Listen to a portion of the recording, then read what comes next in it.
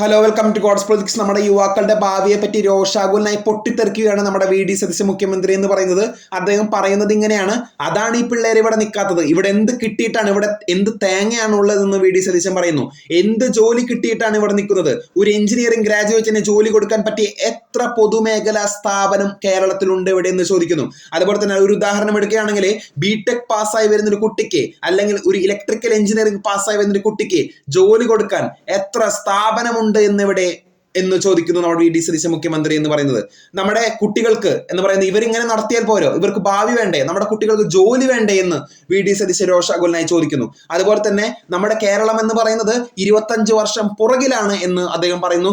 UDF സർക്കാർ അധികാരമേറ്റ് ഭരണത്തിലിരിക്കുമ്പോൾ നമ്മുടെ കേരളത്തെ 25 വർഷം മുൻപോട്ട് നയിക്കാനാണ് എന്ന് അദ്ദേഹം മാധ്യമങ്ങൾക്ക് നേരെ രോഷാകുലനായി പറയുന്നതാണ്. അതുപോലെ തന്നെ നമ്മുടെ കോർപ്പറേറ്റിന്റെയും അതുപോലെ തന്നെ പ്രൈവറ്റ് വൻകിട സ്ഥാപനങ്ങളുടെയും ഇൻവെസ്റ്റ്മെന്റ് ഞങ്ങൾ സർക്കാർ പ്രോത്സാഹിപ്പിക്കുമെന്നും അദ്ദേഹം കൂട്ടിച്ചേർക്കുന്നു.